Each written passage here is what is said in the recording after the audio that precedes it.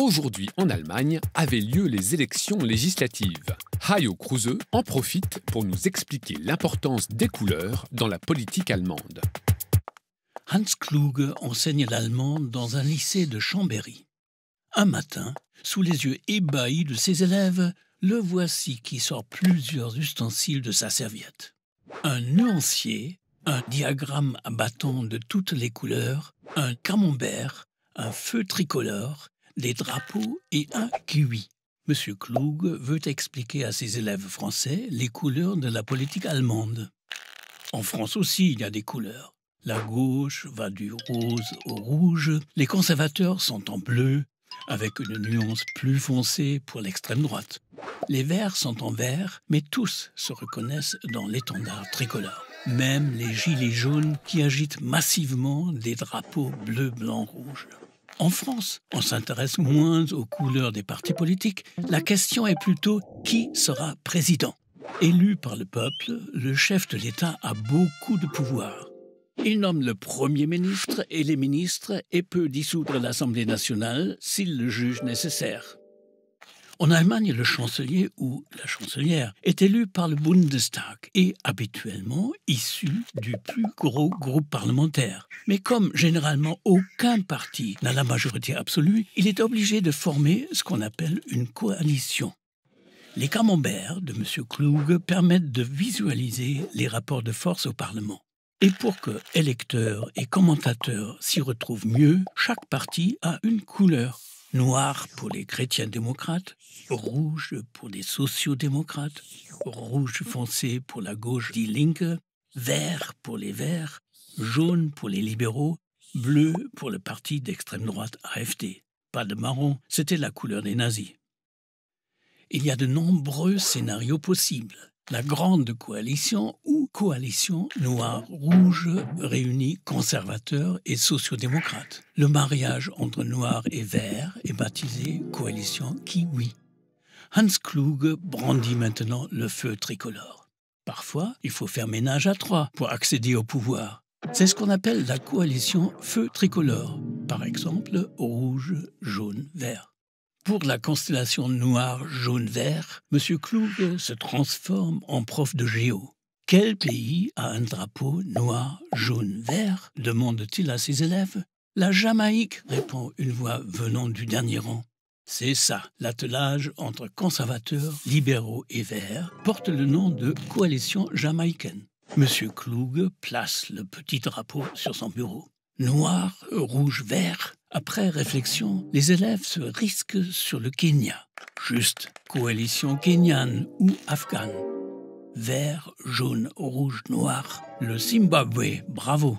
À la fin, il ajoute le drapeau de l'Afrique du Sud et même le drapeau arc-en-ciel pour des coalitions encore plus bariolées qui pourraient voir le jour dans l'un des 16 Länder. Car dans les parlements régionaux aussi, les partis sont obligés de s'allier en vue de l'élection du chef ou de la chef du gouvernement du Land.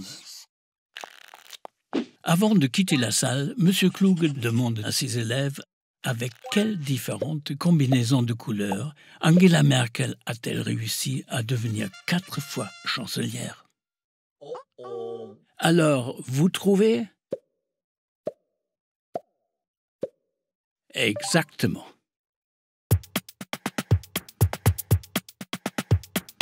Cela ne vous aura pas échappé, un nouveau Parlement vient d'être élu en Allemagne.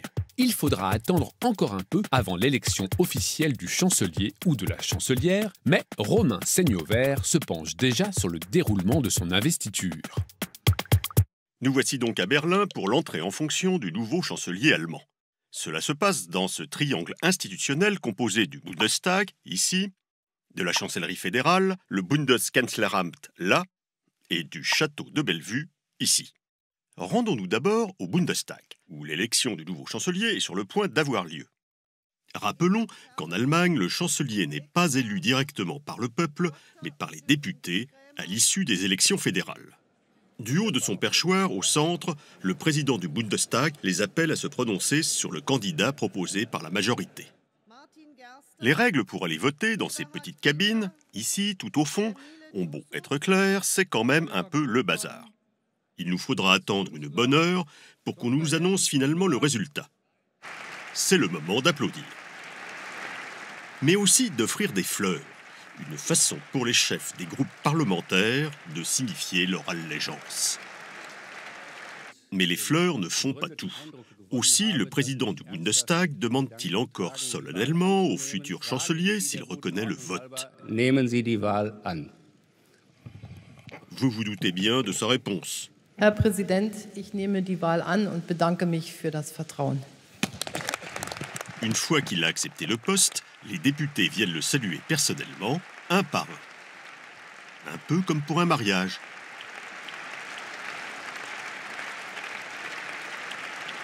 Sans trop traîner, il nous faut maintenant suivre au pas de course le nouveau chancelier. Il a rendez-vous avec le président de la République fédérale, dans sa résidence officielle du château de Bellevue, de l'autre côté du Tiergarten. Ici, pas d'orchestre ni de garde républicaine comme en France. Pas même un tapis rouge. Non, le futur chancelier arrive en toute sobriété. Le président ne l'accueille même pas sur le perron, mais à l'intérieur de son château. Dans une belle pochette, le président allemand délivre donc au chancelier son certificat de nomination, la Ernennungsurkunde. C'est comme ça en Allemagne. Les principaux corps de l'État reçoivent un certificat administratif en bonne et due forme avant d'exercer leurs fonctions. Presque comme un diplôme que l'on peut accrocher dans son bureau. Frau Bundeskanzlerin, ich gratuliere Ihnen herzlich, wünsche Ihnen eine gute Hand und Erfolg. Herzlichen Dank. Et c'est parti. La remise du certificat en main propre marque le début officiel du mandat du nouveau chancelier. À sa suite, tous les ministres du nouveau gouvernement vont eux aussi recevoir leur beau certificat.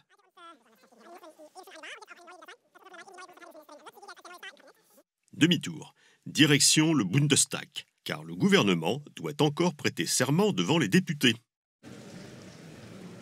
Carambolage vous a déjà parlé de ce moment très solennel de la Eidesleistung, cette séquence propre à l'Allemagne où le nouveau chancelier est invité à jurer de défendre la Constitution.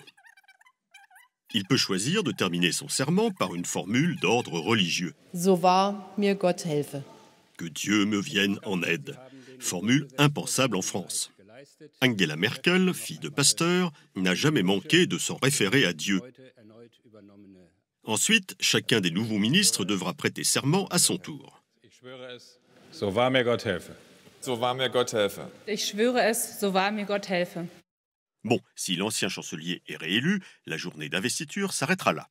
Mais s'il y a alternance, comme en 2005, le nouveau chancelier n'en aura pas fini. Il devra une nouvelle fois quitter le Bundestag pour rejoindre son nouveau bureau au Bundeskanzleramt, la chancellerie fédérale. C'est ici que l'attend son prédécesseur pour la passation de pouvoir.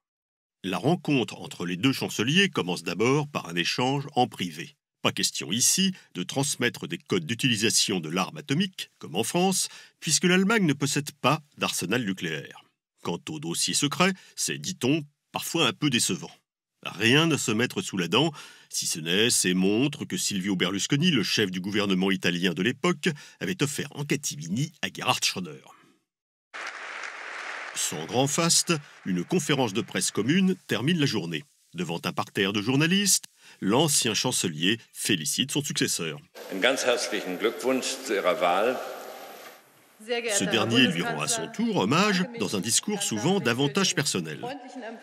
L'Allemagne a désormais son nouveau chancelier, lequel doit déjà penser à sa première visite officielle.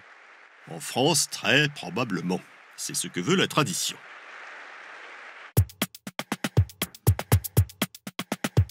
Et voici la devinette. Le plan qui va suivre dure 30 secondes. Où a-t-il été tourné? En France ou en Allemagne? Et où se cache l'indice? Parce qu'il y en a un. Regardez bien.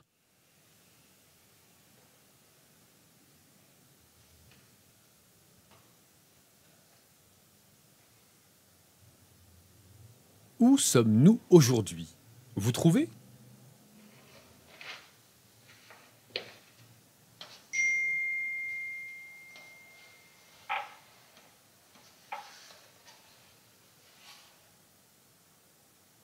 Vous avez la réponse et l'indice? Allez vite sur le site internet de l'émission www.arte.tv/carambolage. 10 gagnants seront tirés au sort et recevront une petite récompense. Et voici maintenant la réponse à la devinette de la semaine dernière. L'indice était le mot sur cette oriflamme publicitaire, Alnatura. Il s'agit d'une des plus grandes chaînes allemandes de supermarchés bio qui n'existe pas en France. Nous étions donc en Allemagne.